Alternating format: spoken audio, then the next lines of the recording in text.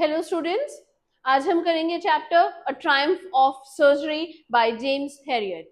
Right, सो Triumph का मतलब होता है जीत। किसी सर्जरी के ऊपर जीत हुई है यहाँ पे।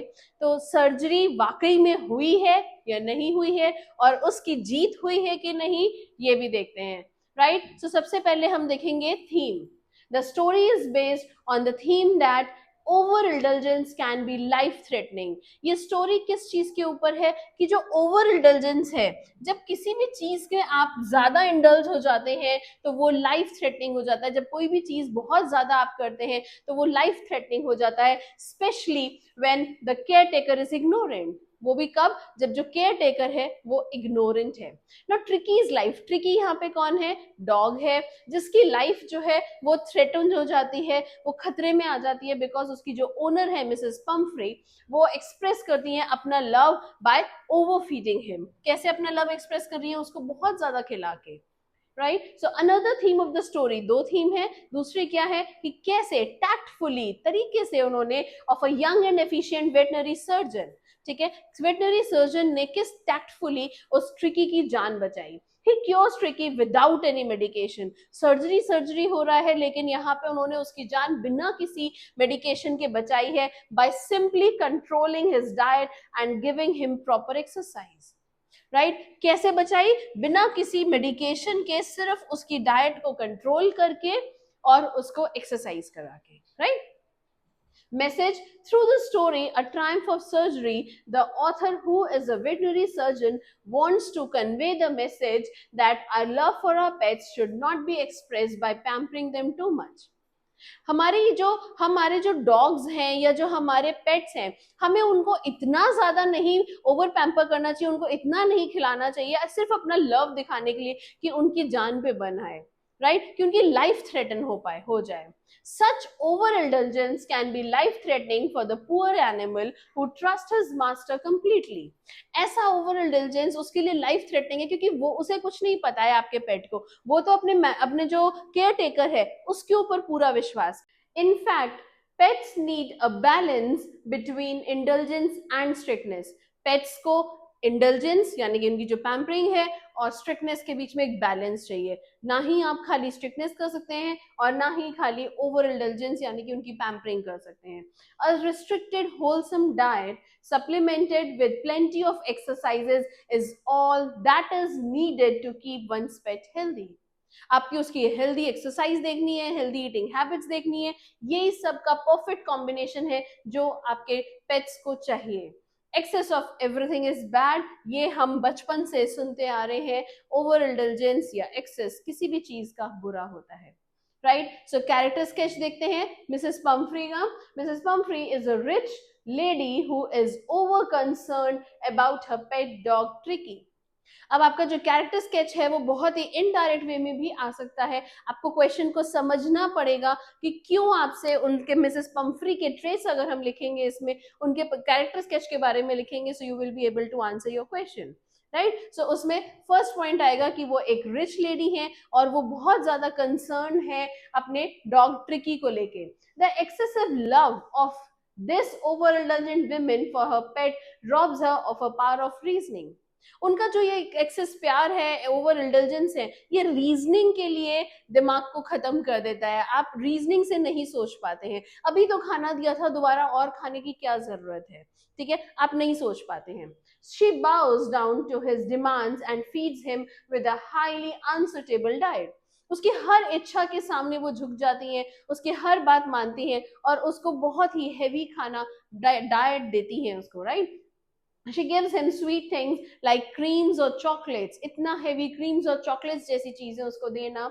despite डॉक्टर ने उनको मना किया था, उनके स्ट्रिक्ट ऑर्डर्स थे कि इसकी डाइट पे आप ध्यान दीजिए, इसको कम खाने को दीजिए, इतना हेवी फूड्स मत दीजिए, बट वो नहीं मानती हैं और उसको बहुत खिलाती हैं। besides she is very casual about the dog's need for physical activity, और हेवी फूड तो दे रहे हो, फिजिकल एक्टिविटी की तरफ आपका बिल्कुल ध्यान नहीं है उसकी।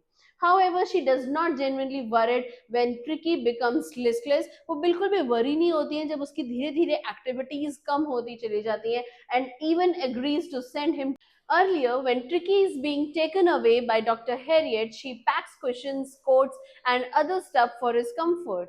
जब डॉक्टर हैरियट उसको लेकर जाते हैं तो वो उसके उसके कंफर्ट के लिए उसके क्वेश्चंस और जितनी भी उसके कंफर्ट की चीजें होती हैं वो सब उनके साथ वो पैक कर देती है.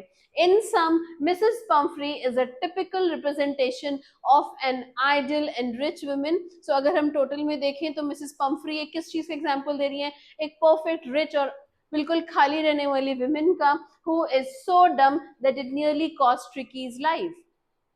वो इतनी डम दिखाई गई है स्टोरी में कि बिल्कुल ट्रिकी की लाइफ बस चली ही जाती, ऐसा उन्होंने हाल कर दिया था. राइट. डॉक्टर हैरियट का character sketch. He is an efficient veterinary surgeon devoted to his profession. His concern for Tricki's well being is genuine. Tricki की तबीयत को लेके उनका जो कंसर्न था वो बिल्कुल जेन्युइन है. That is why he does not mince his words while warning a rich woman. और इसीलिए वो अपने वर्ड्स को बिल्कुल भी चेंज नहीं करते हैं जब वो विमेन को यानी कि मिसेस पम्फ्री को वो दे रहे हैं, एक वार्निंग दे रहे हैं.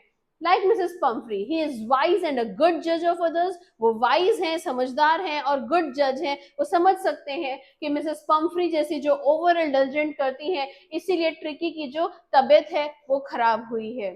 Out of her love for the pet she would never be able to strict. वो बिल्कुल अपने सिर्फ प्यार को दिखाने की वजह से वो कभी भी उसकी डाइट को रिस्ट्रिक्ट नहीं कर पाएंगी जब वो ओवर इंडल्जेंस करेंगी.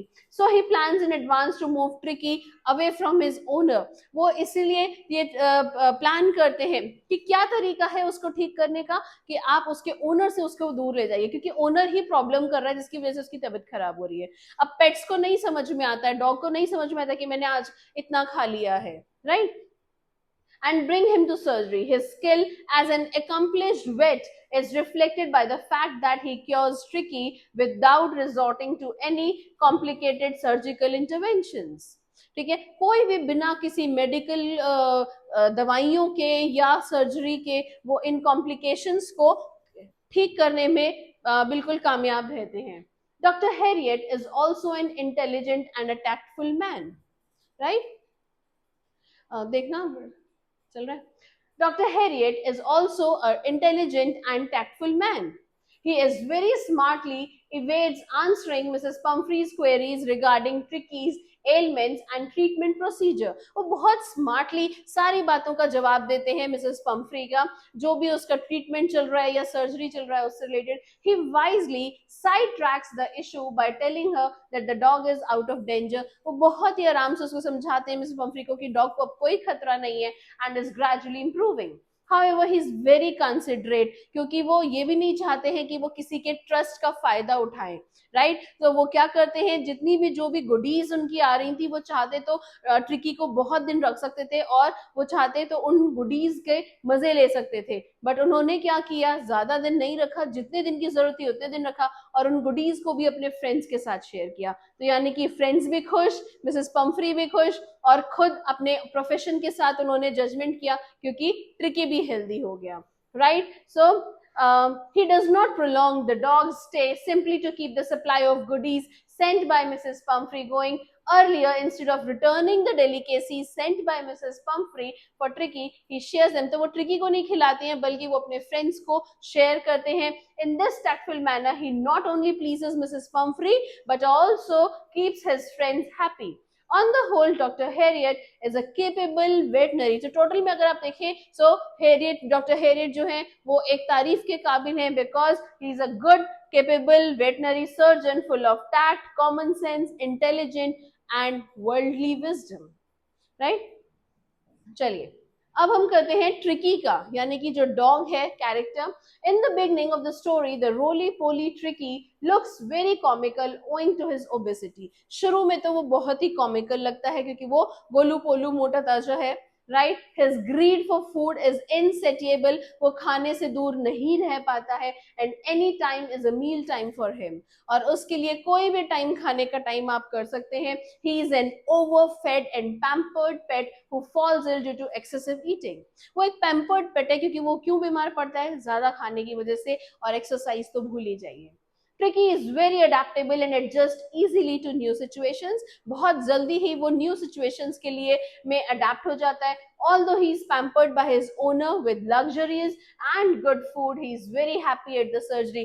अपने घर पे तो उसको मिसेस पंफ्री ने बहुत ज्यादा पैम्पर करके रखा होता, लेकिन यहाँ सर्जरी पे भी जहाँ उसको सीरियसली अपने खाने के लिए फाइट करना पड़ता था, he has to make his space amongst the other dogs, but वो वहां पे भी खुशी खुशी रह रहा था. He made his place, he made his friends there, right? So his golden body is adorned with flapping ears. उसकी जो body है golden है और उस पे से गिरते हुए ears है, and he stands out as a well groomed dog. और वो अलग ही बिल्कुल बढ़िया सा dog बन के निकलता है amid the other dogs at the surgery who are all shaggy, right? Tricky is sociable, and so the moment he gets well, so वो sociable है, यानी कि बाकी अपने dogs के साथ मिलना जुलना उसका है बहुत अच्छा. तो इसीलिए जैसे ही उसकी तबीयत ठीक होती है, he makes friends with other dogs, and he is also a loving pet and showers love and affection upon his owners. वो अपने owners पे भी बहुत प्यार दिखाता है.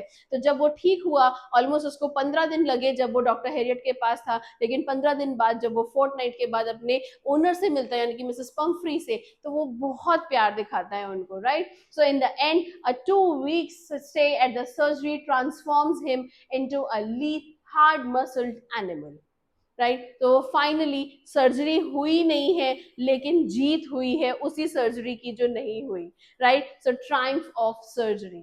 नेक्स्ट वीडियो में मैं आपको पूरा चैप्टर एक्सप्लेन करूंगी, राइट? Okay, thank you.